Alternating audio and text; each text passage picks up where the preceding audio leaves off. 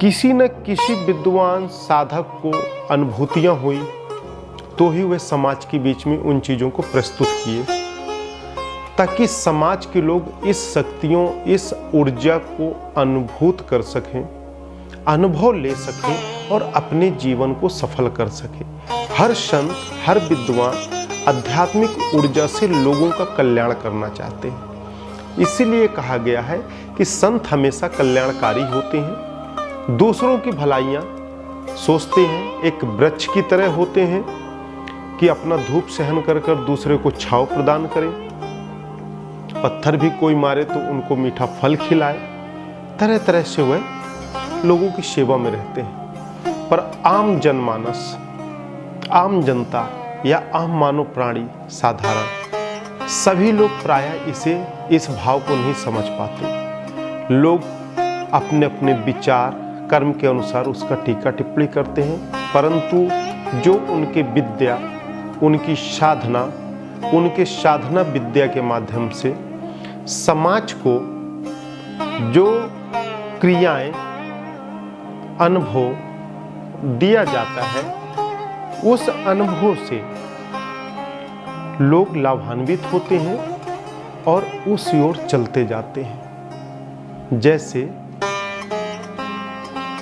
हम बहुत सारे छोटे छोटे प्रकाश खंड खंड में रख लें तो उजाला नहीं दे सकता है, परंतु एक रोड में, स्ट्रीट लाइटों में आप देखे हैं कि एक यदि लाइट जल जाती है रोड में तो छोटे छोटे कीड़े पतंगा, सारे जीव जंतु उसके लाइट के समीप आते हैं, प्रकाश के करीब आते हैं। उनकी तलाश में कई अपने स्वार्थ सिद्ध करने भी आते हैं, हनन करने आते हैं। ठीक इसी प्रकार इस संसार में भी ऐसा कुछ होता है।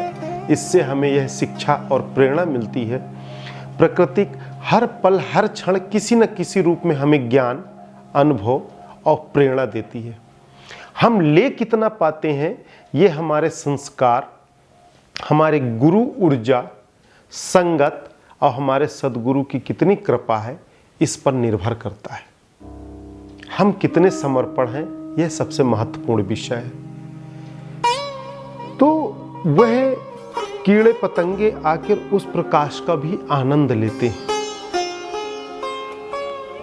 तो जब किसी ऋषि, मुनि, संत इस तरह की ऊर्जा को जब उनके अंदर अनुभव हो जाता है तो वे समाज को देने के लिए निकल पड़ते हैं।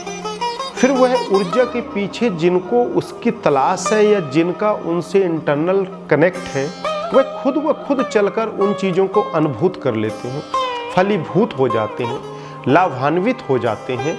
और यह बात श्योर है कि हर चीज़ का इलाज, हर रोग का इलाज, हर समस्या का निदान हमारे भीतर है। जब हमारे भीतर से ही समस्या उत्पन्न हो रही है तो इलाज भी तो वहीं मिलेगा। यदि हम ग्लास में पानी पी रहे हैं तो जो पानी पीने से उसमें एक मैल उत्पन्न हो रहा है या कचरा या जूठा या दोष देख रहे हैं, तो वही जल से वह साफ भी तो होता है। तो उसी से उपजा और उसी में नष्ट हो गया। जिससे समस्या निकलती है उसी से समाधान होता है।